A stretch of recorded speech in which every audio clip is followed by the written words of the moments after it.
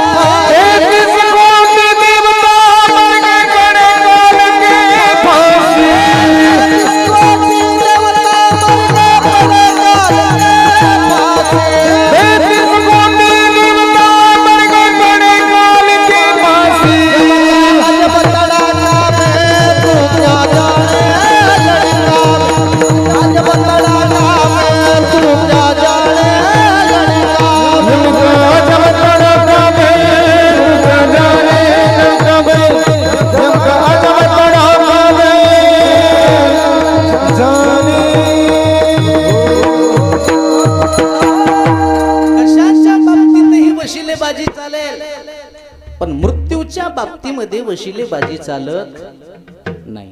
बरं, कशाचीही गॅरंटी देता येईल, मृत्यूची गॅरंटी देता येते का?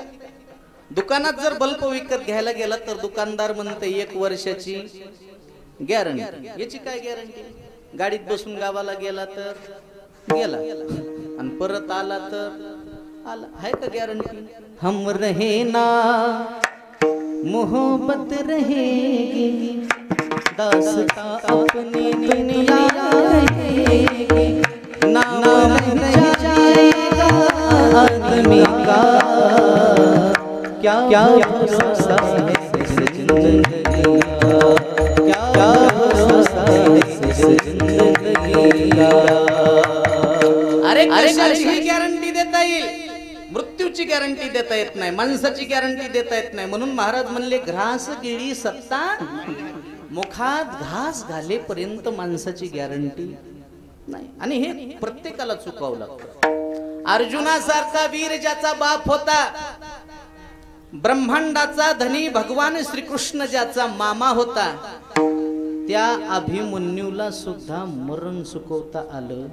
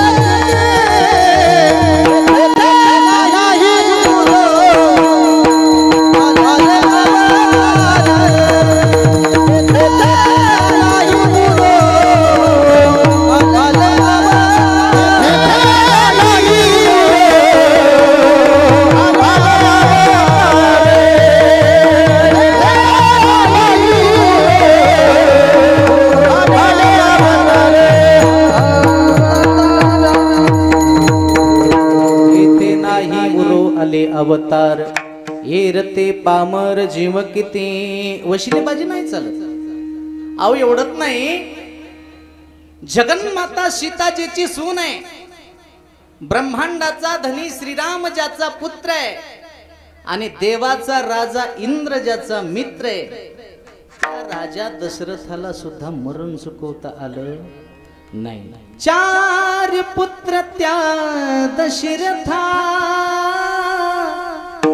अंतकाळी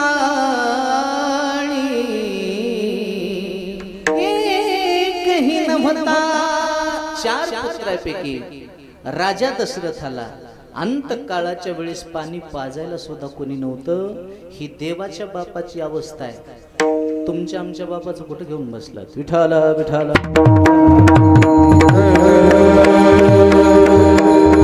म्हणजे प्रत्येकाला मरावं लागतं, याचं नाव आहे मृत्यूलोक.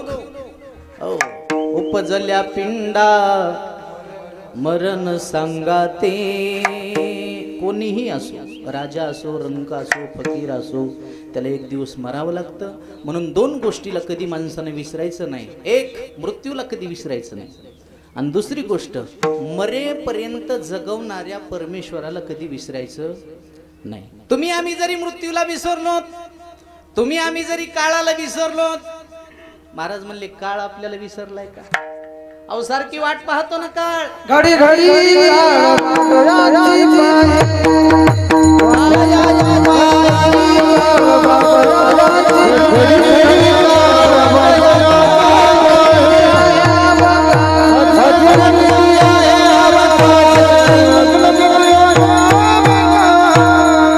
सारखी वाट पाहतो, घडी घडी काळ आणि वाट याची.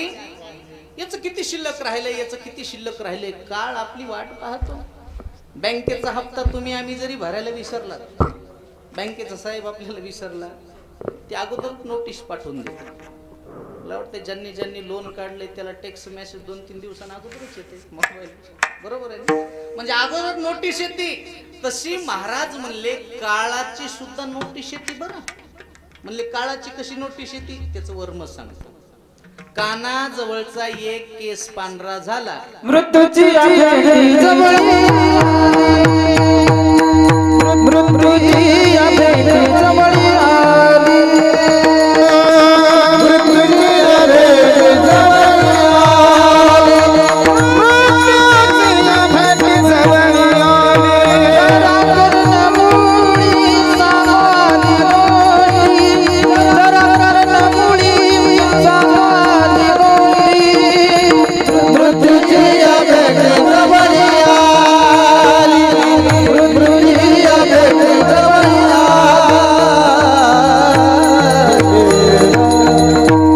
कानाजवळचा एक केस पांढरा झाला की महाराज म्हणले जरा कर्णमुळी सांगो आली गोष्टी आणि मृत्यूची भेटी जवळी. हे सरासरी कोणाच्या ध्यानात येत?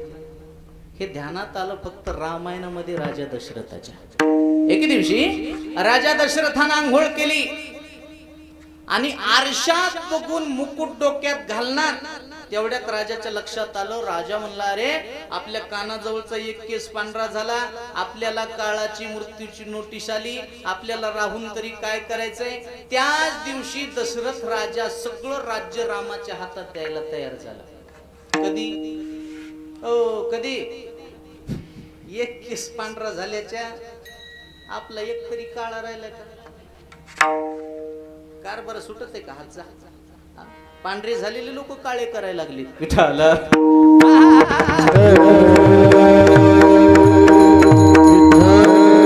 नियम आहे संसाराचा, परमार्थ असं सांगतो. साधू संत असे सांगतात, आपल्या पायाची चप्पल मुलाच्या पायाला येऊ लागली की कोण्याही बापानं हळूहळू हळूहळू प्रपंचाच्या बाहेर पडलं पाहिजे. देवाला विनंती केली पाहिजे, देवा बरवे झाले आजीवर, नाही पडिलो मृत्यूचे आहारी, वाचोनी आलो येथवरी, उरले ते हरी तुम्हा समर्पण. राहिलेला आयुष्य परमार्थात घालवा असं शास्त्र सांगतंय, असे संत सांगतात. मला वाटतं असं शासन सुद्धा सांगते. बरेचशी माणसं सरकारी जॉबवर नोकरीला असते, रिटायर होतात. रिटायर कशामुळे झाले तुम्ही? तुम्ही आता कामाचे राहिला, उगा अर्धी पगार घ्या, एकदाच कॅश घ्या, घरी बसून हरी हरी हरी करून जीवन घालवा असं शासन सुद्धा. पण बरेच माणसं रिटायर झाले, किराणा दुकान टाकून बसते. कितीक माणसं दाखवायची तुम्हाला अशी?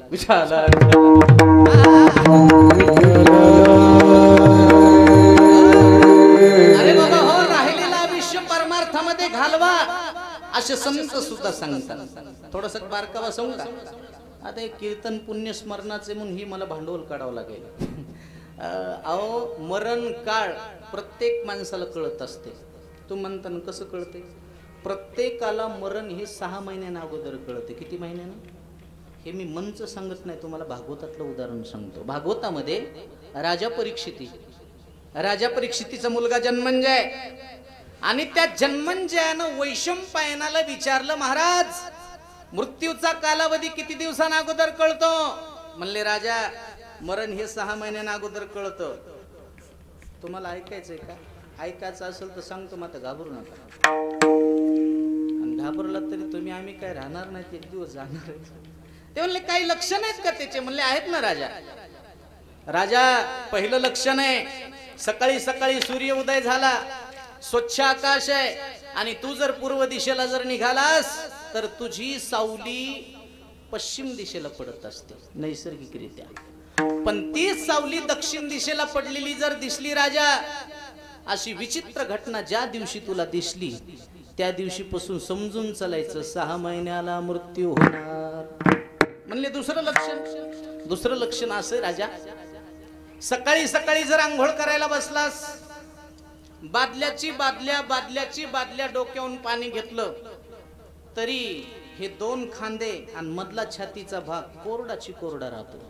असं ज्या दिवशी तुला दिसलं त्या दिवशी समजून चालायचं 3 महिन्याला मृत्यू होणार. म्हणले, आणखीन काय लक्षण आहे? अरे, गंगेच्या पात्रातून तू जर निघालास, उन्हाळ्याचे दिवस आहे, स्वच्छ वाळवंट आहे, 1.5 फूट पाणी आहे, आणि त्या पाण्यात जर डोकावून पाहिलं तर माणसाला माणसाचं प्रतिबिंब दिसतं राजा. पण सगळं दिसतं रे, हात पाय छाती पोट सगळं दिसतं. मुंडकच जर दिसत नसल तर समजून चालायचं 1 महिन्याला मृत्यू. आता मला वाटेल उद्यापासून बरेच माणसं सावलीत बघतात काय. आणि हे थोतांड नाही महाराज, हे खोटं आहे का? अहो, हे जर खोटं असतं तर साधू संतांचे शब्द खोटे झाले असते. तुम्हाला एक अभंग म्हणून दाखवतो मी. ज्ञानोबरायाचा अभंग. ज्ञानोबरायानं त्या अभंगामध्ये माणसाच्या मृत्यूचे लक्षण सांगितलेत, खोटं होत नाही. कानी घालून या बोट नाद जे पहावे, न दिसता जाणावे 9 दिवस. माऊली म्हणले, कानात बोट घाला.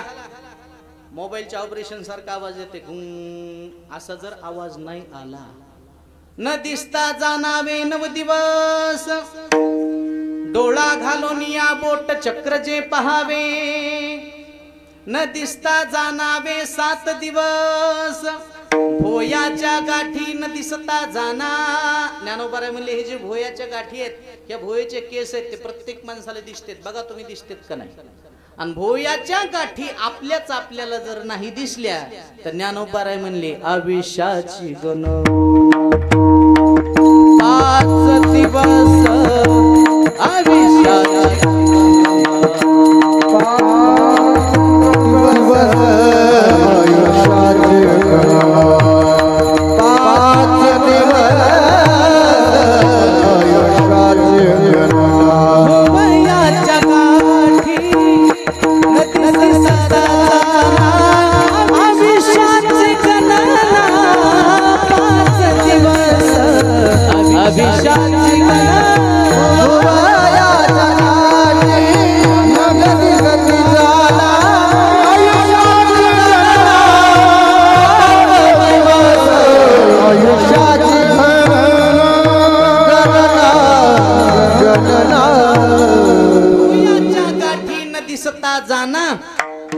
आयुष्याची गणना 5 दिवस.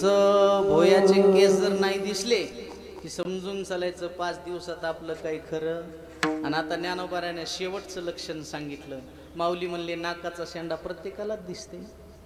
ज्या दिवशी नाकाचा शेंडा आपल्याला दिसला नाही त्या दिवशी समजून चालायचं उद्या सकाळी नाश्ता करायला राहणार. म्हणा त्याची दिनी राम कृष्ण म्हणा त्याची दिनी राम कृष्ण म्हणा त्याची दिनी राम कृष्ण म्हणा त्याची दिनी राम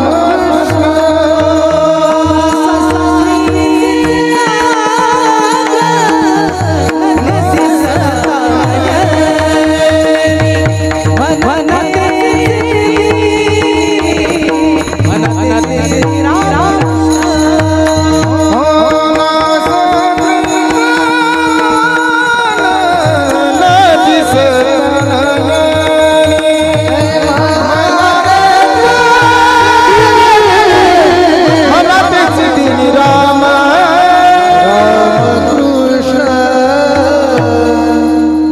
सागरीचे आग्र नदी सता नयनी म्हणा तेची दिने रामकृष्ण ज्ञानदेव म्हणे हे साधूचे लक्षण अंतकाळी आपण जाणावे गे. म्हणून बाबा हो, दोन गोष्टीला विसरू नका, मृत्यूला विसरू नका आणि दुसरी गोष्ट मरेपर्यंत जगवणाऱ्या परमेश्वराला कधीच विसरू नका. विठाला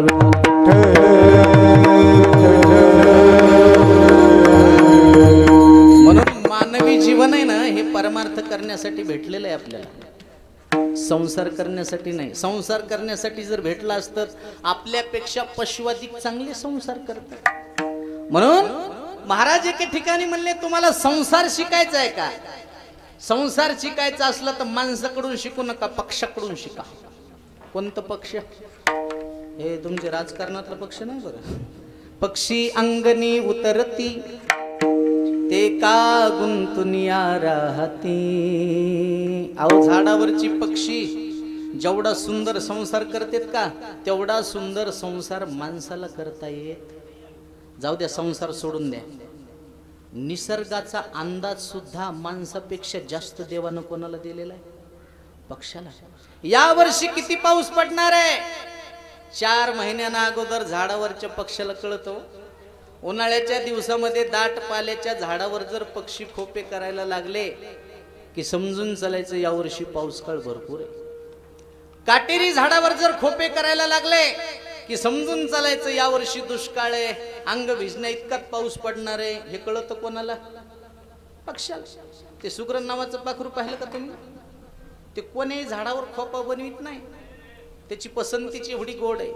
झाड विहिरीच्या काठाला असावं, त्या झाडाच्या फांद्या विहिरीत लोंबलेल्या असाव्या आणि विहिरीत लोंबलेल्या फांदीला सुगरण पाखरू खोपा तयार करतं.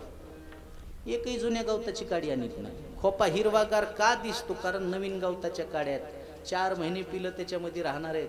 पुन्हा 2 फुटाचा खोपा तयार करतं, 1.5 फूट जागा वरी सोडतं आणि खालच्या साईडला मध्ये जायचा दरवाजा करते. वरच्या साईडला का केला नाही? त्याचं डोकं एवढं भारी आहे, वरून जर एखादा सरपटणारा साप फांदी फांदीने जर आला, त्यानं जर पिलं खाण्याचा प्रयत्न केला तर त्या सापाला 1.5 फूट खाली वाकावं लागावं, तोपर्यंत साप त्याच्याच वजनानं पाण्यात पडतो. हे कोणाचं डोकं? सुग्रण पाखराचं. त्याच्या चोचीमध्ये मुगाच्या डाळीच्या दाण्या इतका एक मातीचा खडा बसते एक. पण दिवसभर मातीचा खडा गोळा करणार, सुपारी एवढा गोळा बनवणार, त्याचा चिखल करणार, खोप्यामध्ये नेऊन बसवणार आणि तेच पाखरू सायंकाळच्या वेळेस बाहेर पडणार, चमकणार काजवा नावाचं किडू पकडून नेणार आणि त्याच्यामध्ये खूप सून देणार. रात्रभर पिल्याला ट्यूबलाईट सारखा उजेड. लाईट बिल भरायचंही टेन्शन नाही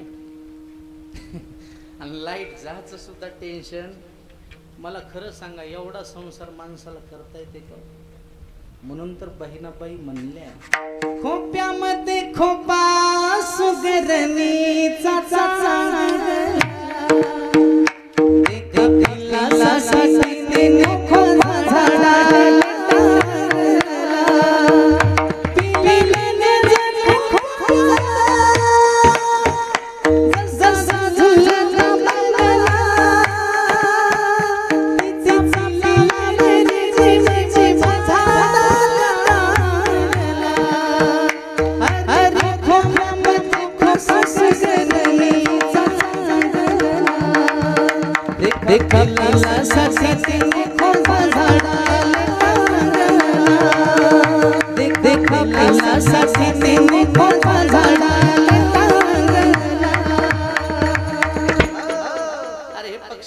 संसार आहे. पक्षाचा संसार पाहिल्या कोण्यात माणसाने शहाणपणा करायचा नाही. मी लय हुशार आहे म्हणून. विठाल विठाल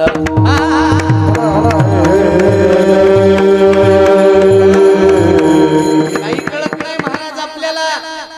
अरे हे कळत आपल्यापेक्षा पशवाधिक खूप हुशार आहे.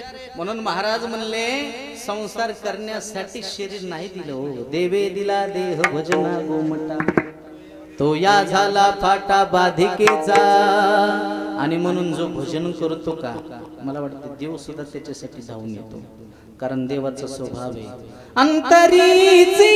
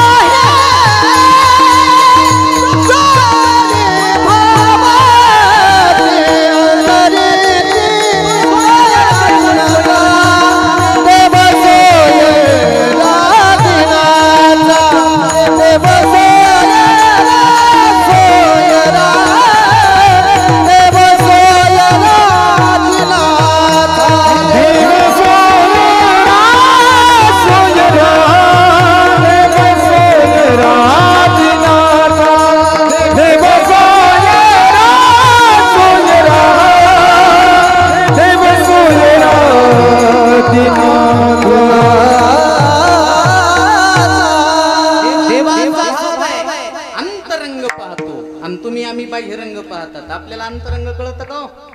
माणसं फक्त इस्त्रीचे कपडे पाहतात, माणसाच्या मागे किती कर्ज आहे ते पाहत नाही. लोक फक्त माणसाचा बंगला पाहतात, गवंड्याची किती उधारी राहिली ते पाहत नाही. लोक फक्त माणसाची गाडी पाहतात, गाडीच्या मागे किती हप्ते ते पाहत. थोडस याच्यापेक्षा सोपं सांगा मला, सांगा तुमचं पोरग जर पोरगी पाहायला गेलं तर रूप पाहून पोरगी पसंत करते का गुण पाहून? रूप पाहून गुण त्यानं पाहिलेले असते का?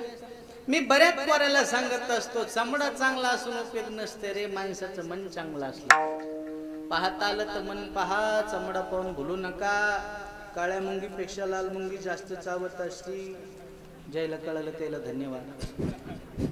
एक तर सध्याच्या काळात कोणी कोणाला पोरगीत देईल, आणि ज्याला पोरगी द्याले त्याला पास पडन.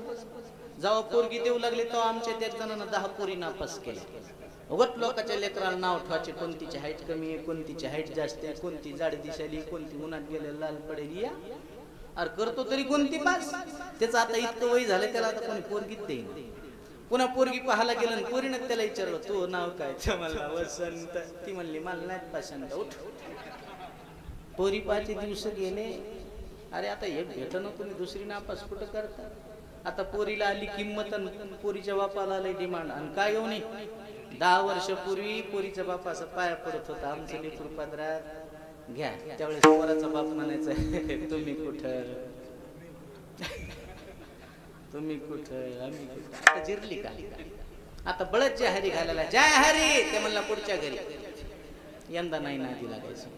आणि मी पहिल्यापासून आमचे कीर्तनकार बोंबलच सांगायला लागलेत, मुलीच्या बापानं मुलगी देत असताना मुलाची परिस्थिती न पाहता मुलाची स्थिती पाहणं गरजेचं. परिस्थिती नका पाहू, श्रीमंती नका पाहू. पण सध्याच्या काळामध्ये लोक परिस्थिती पाहिलेत. मुलगा कसा पाहिजे? श्रीमंत पाहिजे, गडगंज पैशावाला पाहिजे. त्यानं 2 टाइम बिन पाण्याची पिली तरी चालते, त्याला रोज फाट्यावर धरून लागलं तरी चालतंय. पण कसा पाहिजे? म्हणून लक्षात घ्या, माणसं पैशानं सुखी राहत नसतात, माणसं संस्कारानं सुखी राहत असतात. कधीही ध्यानात ठेवा, परिस्थिती नका पाहू. म्हणून सध्याच्या काळामध्ये घटना घडायला लागल्यात. लग्न झाल्याच्या नंतर अर्ध्या वयातच मुलीनं विधवा होणे, फाशी घेऊन मरणे, विहिरीत उडी टाकून मरणे, या गोष्टी का घडायला लागल्यात? त्याला जबाबदार सासरचे लोक नाहीत, माहेरचे. तिचा बाप आहे. कारण तिच्या बापानं मुलगी देत असताना फक्त तिची गाडी बंगला जमीन पाहिली, माणसं पाहिले, हे माणसाच्या अवलादीचे हे ढोराच्या अवलादीचे हे पाहिलं नाही. आता सध्या ते सोशल मीडियावर प्रकरण गाजायला लागले. काय गुन्हा होता हो त्या मुलीच्या बापाचा? वैष्णवी काय हगवणे काय आडनाव बी बाबा ते. एक फॉर्च्युनर गाडी 51 तोळे सोनं, तरी बी त्या मुलीला एवढा जाच केला महाराज. तिला आत्महत्या करण्याची पाळी जर आली असेल तर कशाला तुम्ही पैशावाल्याच्या नादी लागायले? अरे अर्धीच असा आता कशी असा सुखाची असा. निर्व्यसनी मुलगा पहा, कर्तृत्ववान मुलगा पहा आणि त्याला आपली मुलगी देऊन टाका. गरीब आहे असू द्या गरीब, आज न उद्या होईल श्रीमंत, पण मुलगी निर्व्यसनी मुलालाच देणं गरजेचं आहे. जुनी माणसं म्हणायची अर्धीच असावं मात्र सुखाची असावं. आणि सध्याच्या काळातला जर सर्वे केला ना, जेवढे श्रीमंताची मुलं व्यसनी आहेत तेवढे गरीबाची मुलं व्यसनी नाही. ड्रग्स कोणाची मुलं घेतात? खडी फोडणाऱ्याचे घेतात का? यायचेच घेतात महाराज. जैन दुसऱ्याच्या मुंड्या मोडून कमवलंय त्याचे. अरे कष्टाळू शेतकऱ्याला मुलगी द्या ना तुम्ही, काय बिघडलं का? नाही, मुलीची आई म्हणते आमची मुलगी शेतात जाणार नाही. शेती किती पाहिजे? 100 एकर. काय ह्याला मिरे वाटायला पाहिजे का तुला? मला कळतच नाही महाराज या मुलीच्या आई वडिलांचे सुद्धा. विठाला विठाला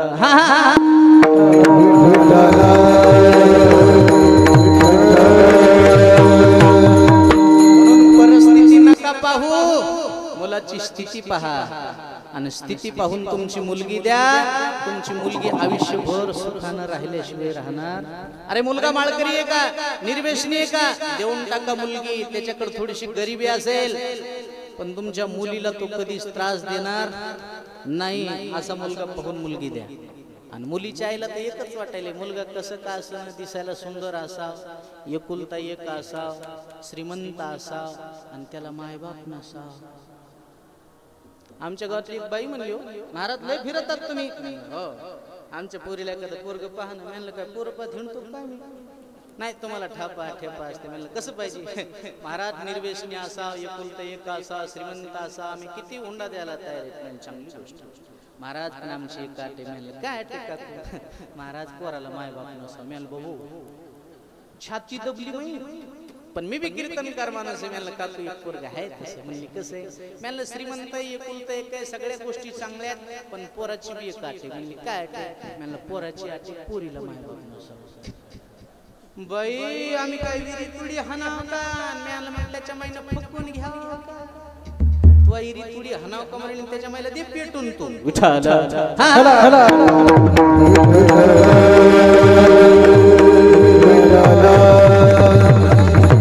तुम्ही आम्ही बाह्यरंग पाहतो पण जगाचा बाप तसा नाही. जगाचा बाप बाह्यरंग पाहतो, अंतरंग पाहतो. आणि सध्याचा काळ एवढा विचित्र झालाय महाराज. एखादी वस्तू बाजारात म्हणून मध्ये नेऊन विकायची जरी असेल तर तिचा बाह्यरंग दाखवला जातो. दुनिया झुकती है झुकाने वाला. एक असं मोठं शहर होतं, शहरामध्ये सोन्याचं दुकान होतं आणि त्या सोन्याच्या दुकानाच्या समोर एक गरीब घरातला मुलगा पेन विकण्यासाठी बसला. 5चा 1 10ला 2, 5चा 1 10ला 2. लोक यायचे, लोक म्हणायचे कितीला दिला रे पेन? साहेब 5चा 1 10ला 2. लोक म्हणायचे 10चे 3 दे. ते म्हणलं येत नाही. गरीबाला पाडून मागतात माणसं, श्रीमंताला नाही. शहरातली बाई जर आपल्या शेतकऱ्याकडे जर भाजीपाला घ्यायला आली तर 20 रुपयाची जुडी 10 रुपयाला मागितल्याशिवाय राहत. खरंच ती बाई एखाद्या मॉल मध्ये शॉपिंग करायला गेले भाव करते का? शेतकऱ्याकडे बाया तर लय उरफाट्या काळजाच्या असतात. जाऊ दे, पाडून मागण्याच्या बाबतीत नाही. पाऊस पडायला आणि एक बाई छत्रीच्या दुकानावर गेली. दुकानदार म्हणली, दुकानदार कितीला दिली व छत्री? ते म्हणला बाई 100 रुपयाला. 50 रुपयाला दे म्हणली. ते म्हणलं बाई 50ला कशी? जाऊ दे 80 रुपयाला घ्या. नाही 40ला दे. ते म्हणलं बाई डॉक्टर पडली का? जाऊ दे 50ला म्हणतात ना, ह्या 50ला. नाही म्हणली आता 25ला दे. दुकानदाराला राग आला. ते म्हणला बाई 25 तरी कशाला देतीस? फुकट घेऊन जाईल. म्हणली मग 2 दे. किती दे? 2 दे. गरीबालाच पाडून मागते तो. डॉक्टरला म्हणीन तितके, वकिलाला म्हणीन तितके, कीर्तनकाराला चला पुढे. गरीबाला पाडून मागितल्याशिवाय राहत. तसं ते म्हणलं कितीला दिला पेन? 5चा 1 10ला 2. 10चे 3 दे. येत नाहीत म्हणले. त्या दुकानदारानं पाहिलं. ते म्हणला रोज हे मुलगा पेन विकण्यासाठी बसतो. मुलगा कुठला असेल? दुकानदार बाहेर आला. ए बाळा इकडे रे. कुठला आहे तू? अमक्या अमक्या गावचा आहे. अजून शाळेत जात नाही का? जातो साहेब. मग आज का गेला नाही? साहेब शाळेची फीस भरायला माझ्याकडे पैसे नाही. अजून आणि तुझे आई वडील कुठे आहेत? नाहीत साहेब, मला आई वडील नाहीत, मी अनाथ आहे. पण ऐका साहेब, मी अनाथ जरी असलो तरी कष्ट करून जीवन जगन, पण भीक मागून जीवन जगणार नाही. बुटाची पॉलिश करून जीवन जगन, पण बूट चाटून जीवन जगणार नाही. खानदानी लेकरू आहे म्हणला. अरे वा. अरे मग शाळेची किती फीस आहे? म्हणलं 5,000 रुपये. मग पेन का विकत नाहीत? कशा विकताल साहेब? 5 रुपयाला पेन विकली तर 2 रुपये मला उरते. लोक 10चे 3 मागायला लागले, विकू कशा? दुकानदाराच्या लक्षात आलं. ते म्हणलं तुझा पेन विकायचा आहे का? हो. 24 तासासाठी तुझा पेन मला दे. व्यापारी माणसं हुशार असते तर. त्यानं ते पेन घेतला. व्यापाऱ्यानं पेन असा खाली टाकला, मातीमध्ये मळवला. वेल्वेटच्या मैरबीमध्ये ज्याच्यात ब्रासलेट गंठल ठेवल्या जातं त्याच्यामध्ये तो पेन ठेवला, काचामध्ये पॅक केला आणि वर असा दुकानात दिसता ठेवला. दिसता ते गिराईक यायचं, वर पेन पाहायचं. लक्षात येत नव्हतं पेन वर का ठेवला म्हणून. एक असंच हौशी गिराईक आलं. ते म्हणला दुकानदार हे पेन वर का ठेवला? ते म्हणला कुठेही ठेवायला काय असं तसं पेन वाटलं काय तुला? काय झालं? अरे इतिहास घडला म्हणला त्या पेनमुळं. झालं काय? ते म्हणला भारत स्वतंत्र झाला त्यावेळेस लिखापडी त्या पेननं केलेली. बापरे. तुम्हाला कुठे भेटला? इंग्लंडला गेलतो म्हणलं मी, इंग्लंड वरून आणलं. ते म्हणला तेवढा पेन द्या ना राव आपल्याला. ते म्हणला नाही राव, मी काय विकण्यासाठी आणलं नाही. अहो द्या राव म्हणला, मला बऱ्याचशा जुन्या वस्तूंचा संग्रह करायची आवड आहे, त्याच्यामध्ये त्याची एक भर पडल, मला देऊन टाका. ते मला नाही राव, मी काय विकण्यासाठी आणलं नाही. अहो द्या राव. ते म्हणला हे बघा, मी काय विकण्यासाठी आणलं नाही, मला काय विकायचं नाही, पण तुमचा लईच आग्रह असेल तर मी तुम्हाला पेन देतो. पण व्यवहार आहे, मी काय पेन फुकट आणला नाही, मला काय त्याच्यामध्ये कमाई करायची नाही. आणलेल्या भावात आपली मराठी भाषा खूप सायलेंट आहे, पण धोका आहे.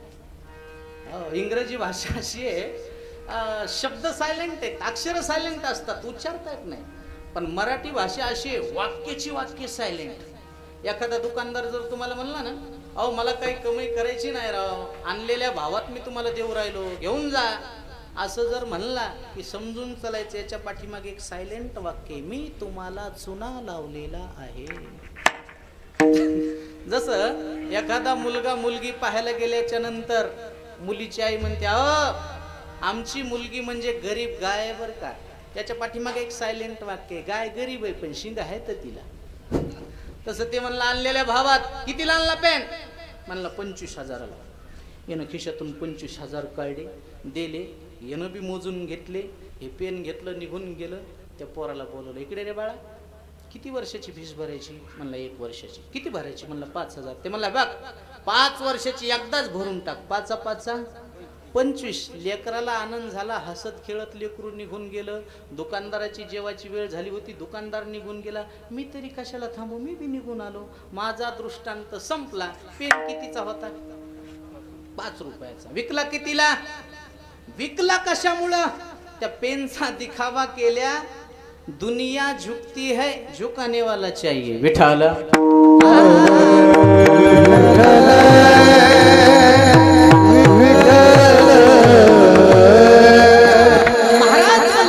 परमार्थामध्ये तसला मात्र बाह्यरंग चालत नाही, देव अंतरंग पाहतो. आणि म्हणून संसारात किती जरी सुख शोधण्याचा प्रयत्न केला, दुःख बांधवडी आहे हा संसार. संसार दुःख मोळच हुकडे इंगळ. आणि असाच एक साधक सुखाचा शोध घेत घेत घेत तुकोबाऱ्याकडे गेला. तुकोबाऱ्या भंडाऱ्या डोंगरावर बसलेली झाडाखाली तुकोबाऱ्याचं भजन सुरू आहे. वृक्षवल्ली आम्हा सोयरी वृक्षवल्ली आम्हा सोयरी पक्षी सुस्वरे आळविते वृक्षवल्ली आम्हा सोयरी वृक्षवल्ली आम्हा सोयरी. साधक आला आणि तुकोबाऱ्याचं दर्शन घेतलं आणि तुकोबाऱ्याला विचारलं, महाराज अनेक वेळेस मी संसारात सुख शोधण्याचा प्रयत्न केला. महाराज म्हणले अरे संसारात सुख नाही, प्रमाण पाठ आहेत का तुला? अहो म्हणले मग आता करू काय? महाराज म्हणले एकच काम कर, आतापर्यंत तू सुख शोधण्याचा प्रयत्न संसारात केलास, जेवढं तू संसारावर प्रेम केलं तेवढंच प्रेम जर देवावर केलं तर देव असं पुढंच उभा राहील. मग एक काम कर, संसाराला आपलंस करण्यापेक्षा देवाला आपलंस कर. सुखी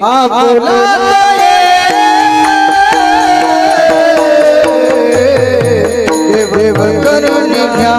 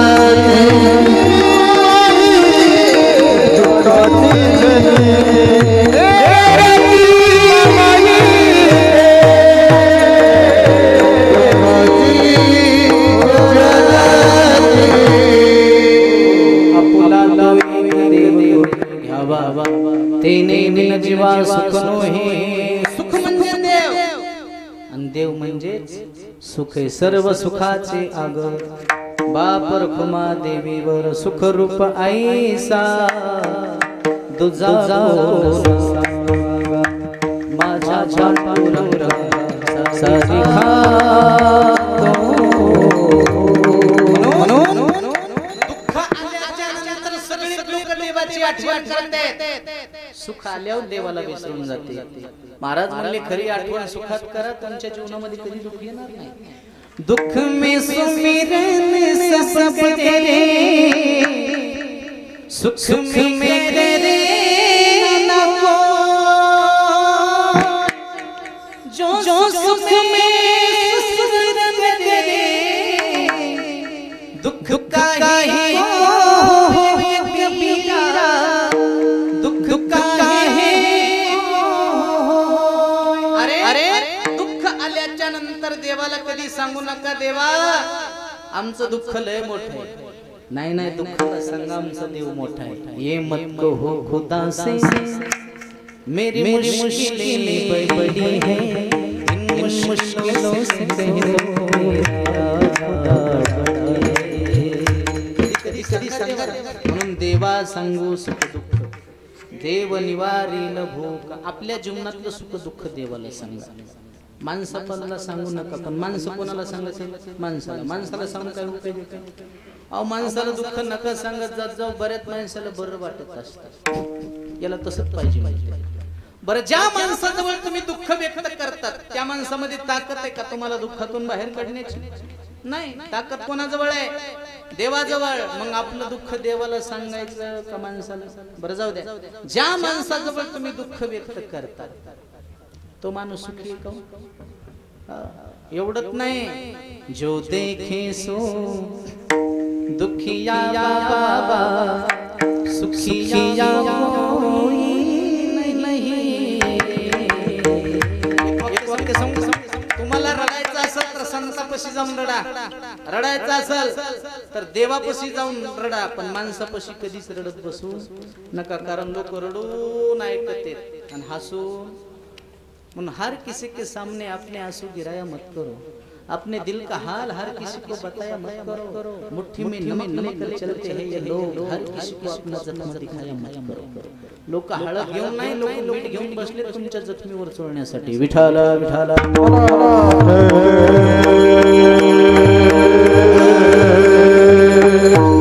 माणसाजवळ, ज्या माणसाजवळ तुम्ही तुमचं दुःख शेअर करतात तो माणूस तुमचा शेअर बाजार करतो।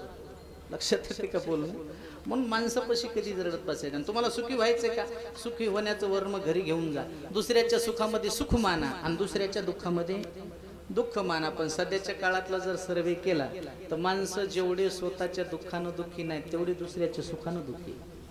काही माणसाला आपल्याला राहायला घर नाही याचं दुःख नाही, दुसऱ्यानं चांगलं घर कसं बांधलं याचं दुःख आहे।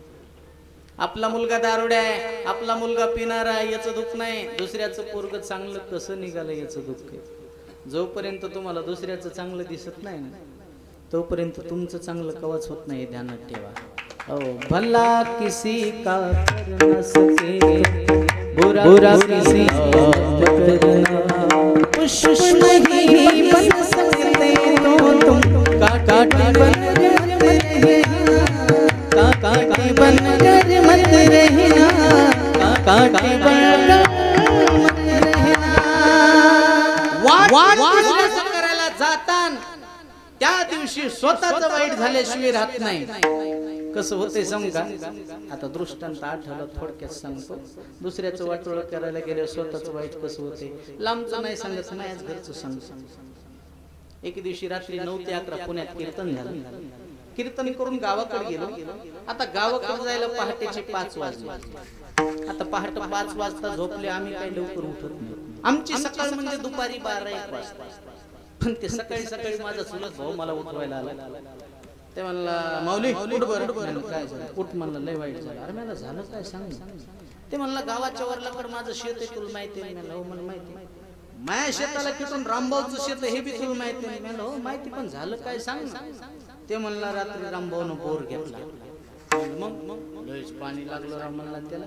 म्हणलं मग चल म्हणला तिची आपल्याला जिरवायची। म्हणलं कशी जिरवायची? म्हणलं आपल्याला बी बोर घ्यायचा, आणि बोर असा घ्यायचा म्हणला, असा पॉइंट घ्यायचा त्याचं पाणी इकडे आलं पाहिजे।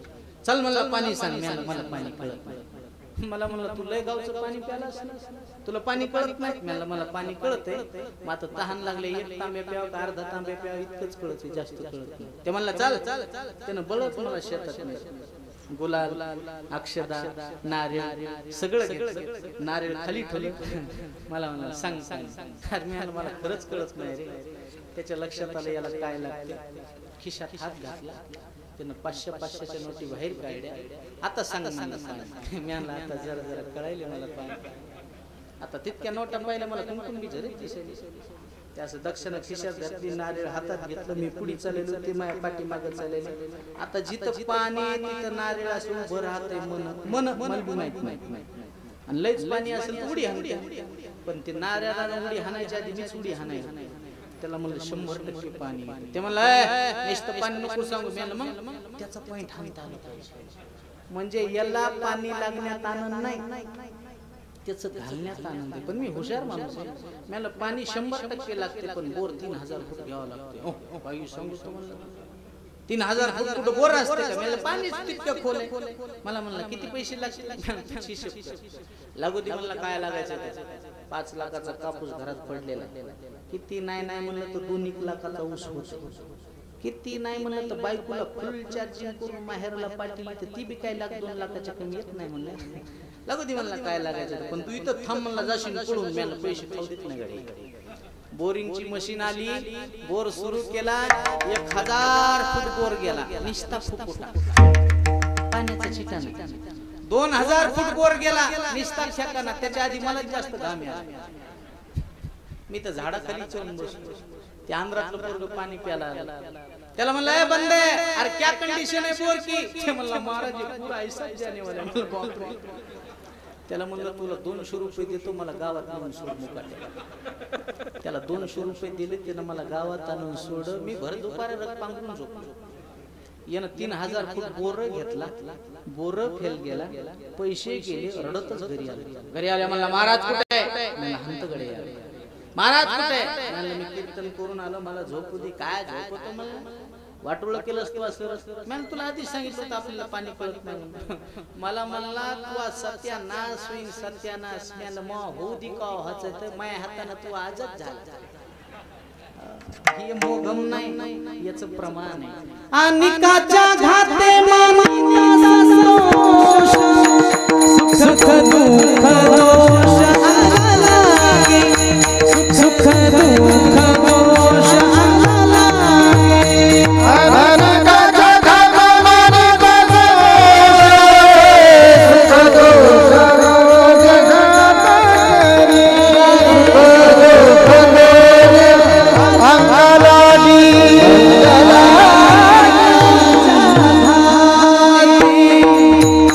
मानिता सुख दोष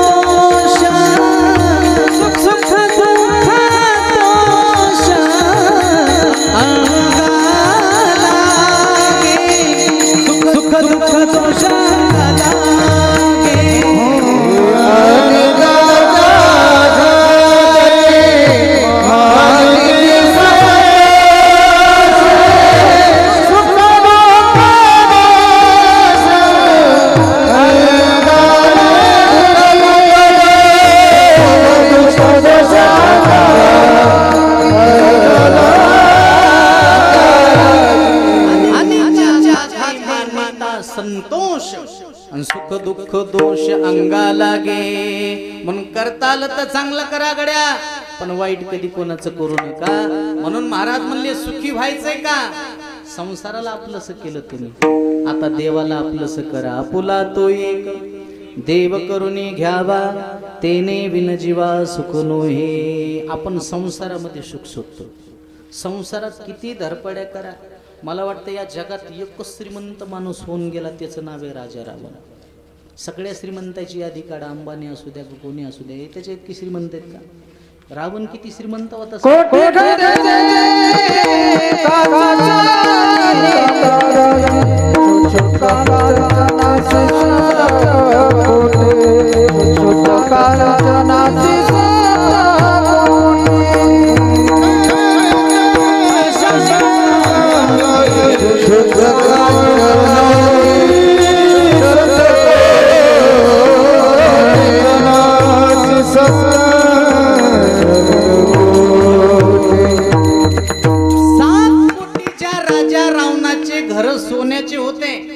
आपल्यापाशी काय हो माझ्यासारख्याच्या हातात 1-2 अंगठ्या असतात. ज्याच्या हातात 1-2 अंगठ्या ते पंक्तीत बोट फिरते, भात वाढ बुंदी वाढ, भात वाढ बुंदी वाढ. याच्या पलीकडे आहे का काही? असलं तर लॉकेट गळ्यात आहे तरी वरची गुंडी लावित नाही. याच्यापेक्षा आहे काय? अरे 7 कोटी ज्याचे घर सोन्याचे होते, आपल्यासारख्यानं गावात डबल मजलीच घर बांधू द्या. ते 17 बाऱ्याला पल्ल्याला म्हणते चला चहा प्याला, चला चहा प्याला, चला चहा प्याला. त्याला चहा पाजायचाच नाही, काय दाखवायचे? घर दाखवायचं. मला कीर्तन झालं, एक जणांना चहा प्यायला नेलं. चहा प्याला मला म्हणला महाराज आपलं घर कसं काय? मी म्हणलं छान आहे. बरं त्याच्या लक्षात यायला पाहिजे हे महाराज लोक रावणाच्या संपत्तीचा बुगा कीर्तनात करायले. ते आपल्या घराची उद्बत्ती कुठं लावते? पण ते भुसकट सांगायचं नाही. म्हणलं कस काय आपलं घर? मी म्हणलं छान आहे. आता तरी बुका लाव. 2ऱ्या मजल्यात नेलं. कस काय घर? मी म्हणलं अगदी सुंदर. आता तरी बुका लाव. 3ऱ्या मजल्यात नेलं. कस काय घर? मी म्हणलं उत्तम उत्तम छान सुंदर. हे अर्थ एकच. पुन्हा म्हणला कस काय घर? मी म्हणलं मामा आता बुका लावा. जाताना सांगतो. बुक्का लावला, दक्षिणा दिली. जाताना म्हणला कस काय घर? मी म्हणलं 2 चूक आहे. मिस्त्रीचे हात कापीन. मी म्हणलं तुमचे कापले तरी दोष होत नाही. काय चूक आहे? मी म्हणलं पहिली चूक घर पडणार आहे. कसं पडन महाराज? परसभर पाया खाल्लाय. मी म्हणलं 5 परस खण घर पडणार. कसं पडन? मी म्हणलं किल्लारी सारखा भूकंप झाला. हो राव म्हणला 2री चूक. मी म्हणलं 2री चूक घर जर नाही पडलं तर घराच्या बाहेर काढणार आहे. कोण काढीन? मी म्हणलं पोरच. काय ताकद आहे पठ्याला बाहेर काढायची? मी म्हणलं मेल्यावर काय मदत फुकणार आहेत का? बाहेर न्यावं लागेल ना. उड जाएगा एक दिन पंछी रहेगा पिंजरा, तुला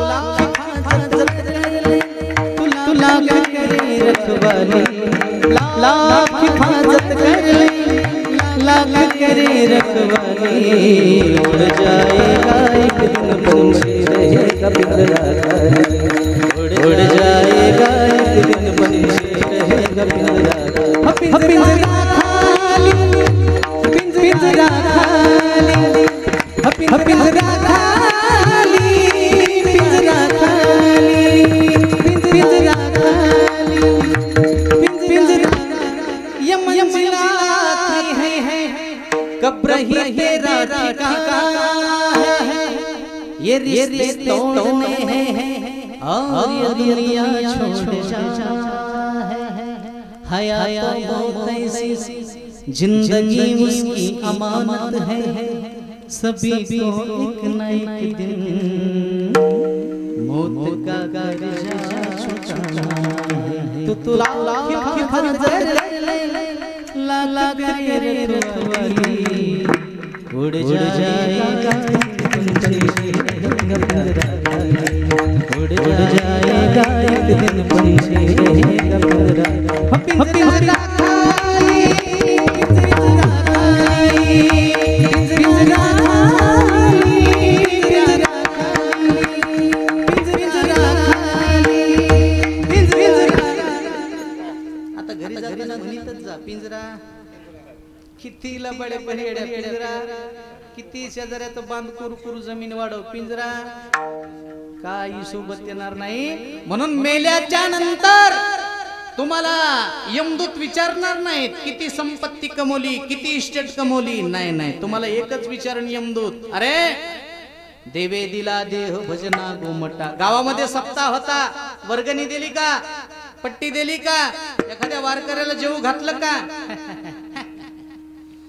मारिती तोडीती झोडीती निष्ठूर आणि यमाचे किंकर। एक जण म्हणला यमराज मी चांगला बंगला बांधला, यमराज म्हणला ज्या चिमणीला हात पाय नाही ती तुझ्यापेक्षा चांगला खोपा बांधिती, तू बंगल्याचं काय भुसकट सांगायला मला। एक जण म्हणला यमराज मला मुलगा झाला, यमराज म्हणला एका टायमाला तुला एक होते, कुत्रीला 6 एकदाच होते, तू ते कशाला मला सांगतो, तू हे नको मला सांगू, परमार्थातलं काय केलं याच देही घडे देवाचे भजन। काय केलं तू याच्यापैकी, क्या किया क्या क्या किया रे तूने जीवन माया, तूने जीवन माया, क्या क्या किया रे जिस पाना था उसको खो दिया, जिस पाना था उसको खो दिया, जिस पाना था उसको खो दिया।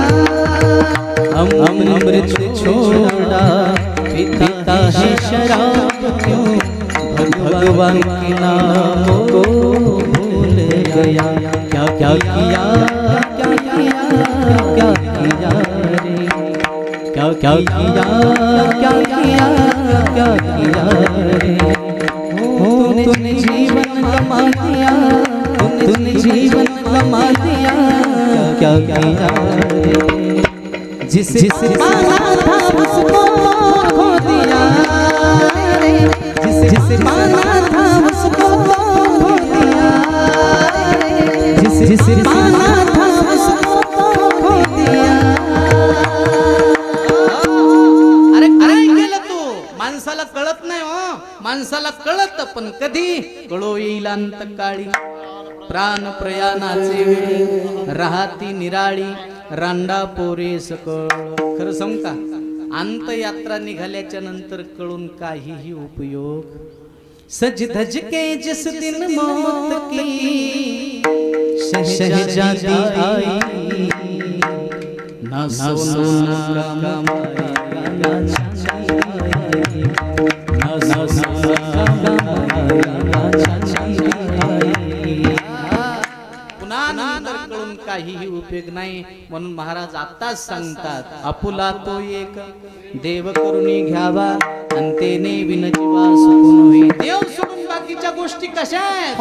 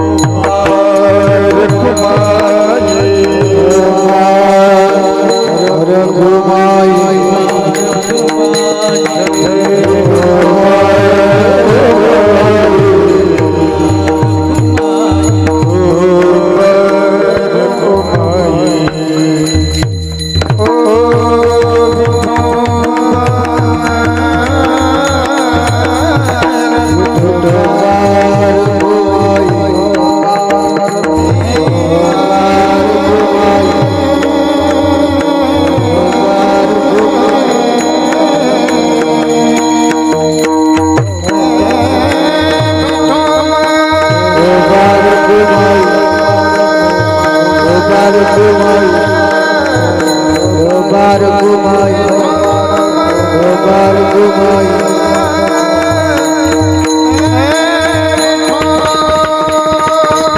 दो बार घुमाई दो बार घुमाई दो बार घुमाई दो बार घुमाई हरि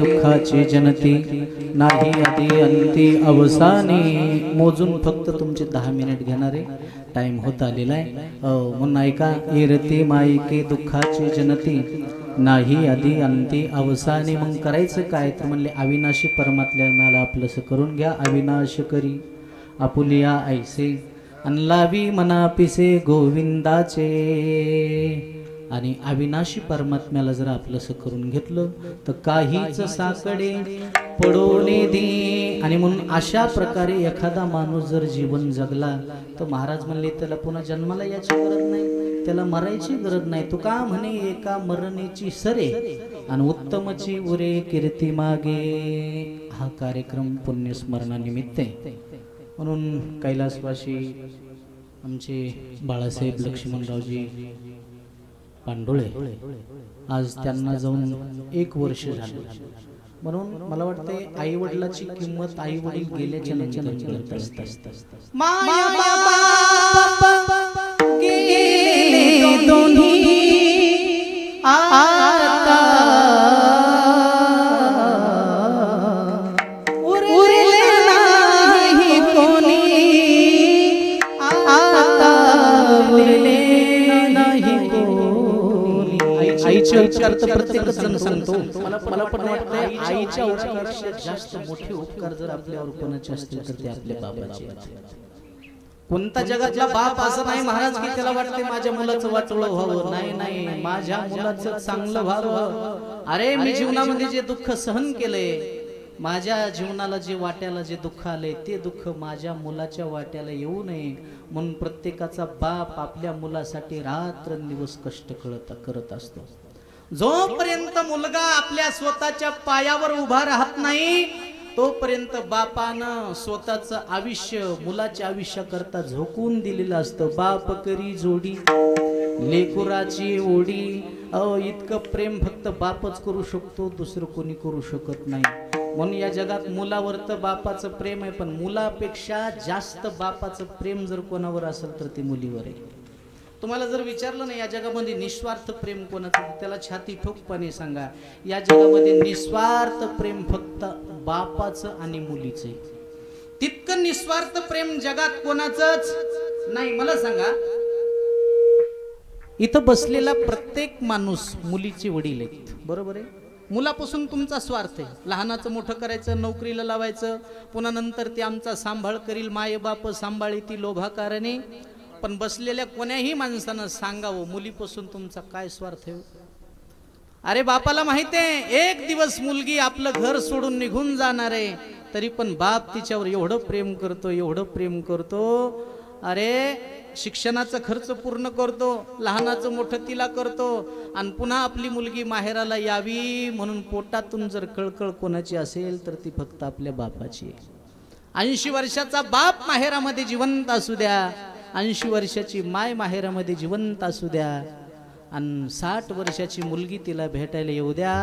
80 वर्षाचे मायबाप मुलीची पिशवी रिकाम्या हातानं कधीच वापस जाऊ देत नाहीत. त्याच्यामध्ये गहू देतेन बाजरी देतेन कांदे लसूण काय द्यायची वस्तू नाही हे देणार पण कुठपर्यंत जोपर्यंत मायबाप आहे तोपर्यंत.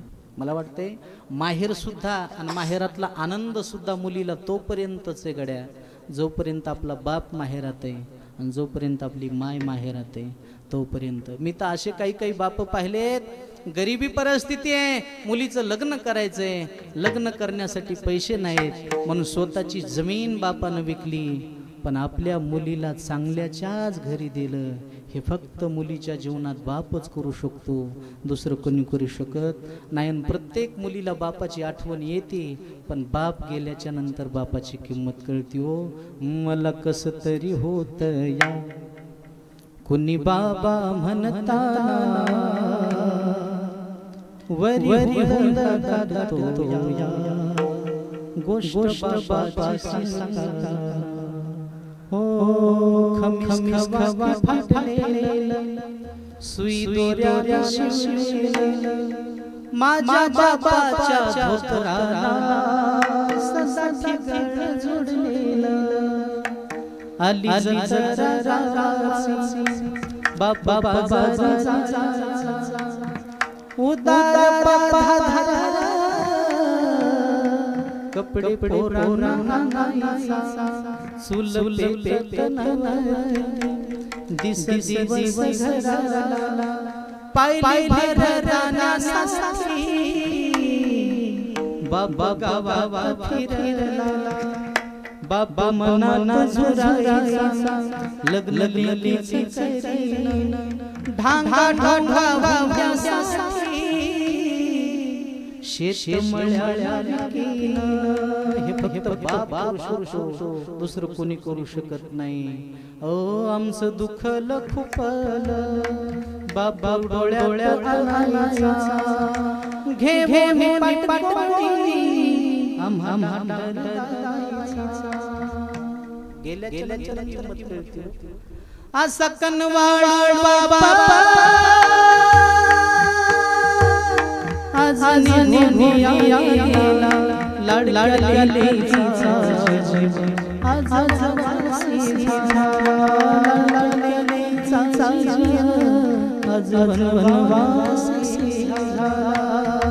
फक्त जीवनामध्ये मुलीसाठी आपला बाप करू शकतो, दुसरं कोणी करू शकत नाही. आईचं वर्णन करणारे तर प्रत्येक जण तुम्हाला भेटतात, पण आईपेक्षाही मोठे उपकार बापाला उठाठेव कशी करायची, बाहेरून कसं घर चालवायचं, हे फक्त बापाच्या हातात असतं. म्हणून तेवढे उपकार फक्त बापच करू शकतो, दुसरं कोणी करू शकत नाही.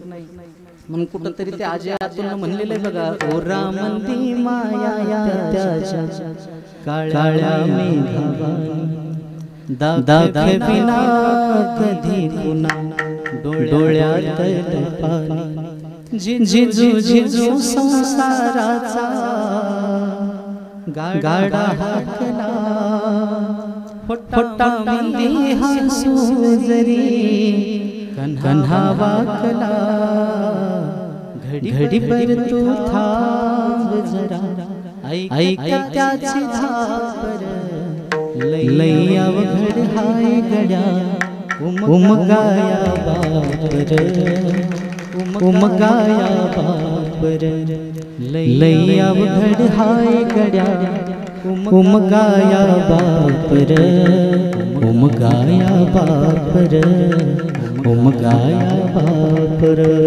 असे काही आपल्याला रोग झाला, आपल्याला बिमारी झाली, गरिबी परिस्थिती आहे, दवाखान्यात ऍडमिट केलं, डॉक्टरनं सांगितलं साहेब तुमच्या बापाला अन्ननलिकेचा कॅन्सर झालाय. मुलांना सांगितलं साहेब 6 महिन्यापासून मी तुमच्या दवाखान्यात घेऊन येत होतो, तुम्ही आज मला सांगायला कॅन्सर झाला. त्या दिवशी डॉक्टरनं सांगितलं साहेब मला 6 महिन्यापूर्वीच माहित होतं. मुलांना सांगितलं मग मला आज का सांगितलं. त्यावेळेस तुमच्या वडिलांना माझा हात हातात घेतला आणि सांगितलं डॉक्टर साहेब मला कॅन्सर झाला हे तुम्ही मला सांगितलं, पण माझ्या मुलाला नका सांगू. माझ्या मुलाला कळालं तर तो पुण्याला मुंबईला नेईल, मला दुरुस्त करण्याचं काम करीन एवढा विश्वास माझ्या मुलावर आहे. पण खरं सांगू का साहेब आता मी मेलो तरी चालतंय, पण माझ्या मुलाला आता कर्जबाजारी होऊ देणार नाही. मरायला टेकला तरी बाप मुलाचं चांगलंच व्हावं असा निस्वार्थपणे आशीर्वाद देणारा जगात देव कोणता असेल तर फक्त आपला बाप आहे. बाप सोडून हे दुसरं कोणी करू शकत नाही. म्हणून आज त्या बापाला 1 वर्ष पूर्ण झालेले. या नारदाच्या गादीवरून कैलासवासी बाळासाहेब यांना आदरांजली समर्पित करतो। गोड गोडसं कार्यक्रमाचं आयोजन नियोजन केलेले या परिवाराला, ते जिथं कुठं असतील तिथून या परिवाराला आशीर्वाद दिल्याशिवाय राहणार नाहीत, कारण अशा गोष्टी कराव्या लागत असतात। तुकोबारायचं प्रमाण आहे, ज्या तिथीला आपले वडील गेले, ज्या तिथीला आपली आई गेली, त्या तिथीला अन्नदान करणं, नामस्मरण करणं हे आपलं पूर्वजांचं काम आहे। आणि नाही केलं तर महाराज म्हणले, आहा कटा त्याचे करीती पितर आणि वंश दुराचार पुत्र झाला। आणि मग आपल्याला पितृदोष लागतो आणि मग ब्राह्मण देव सांगतात नारायण नागबळी करा, अमक करा, तमक करा। अरे महाराज म्हणले मग हे करण्यापेक्षा सरळ सरळ कीर्तन ठेवून आपल्या बापाची पुण्यतिथी साजरी करा, याच्यापेक्षा दुसरं काय पितृऋणातून मुक्त होण्यासाठी। म्हणून ज्या बापानं आपल्याला दिले, माझ्या वडिलाची मिराशिगा देवा, म्हणून त्या तिथीला प्रत्येक वर्षी आपण उत्सव करणं प्रत्येक परिवाराचं कर्तव्य आहे। म्हणून आजच्या दिवशी या परिवारानं त्या पितृऋणातून परतफेड करण्याचा केलेला प्रयत्न आहे, त्या सर्वांना द्यावे तितके धन्यवाद। जमलेली सर्व आदरणीय वंदनीय महाराज मंडळी, गुरुजन मंडळी, बाहेरगावून आलेली सर्व काही श्रोते मंडळी, आमचे कुंभारवाडीकर बरेच जण दिसायला लागले। कुंभारवाडीला माझे 2-3 कीर्तन झालेले आणि म्हणून तुम्हा सर्वांना वंदन करतो आणि थांबतो। ज्ञानेश्वर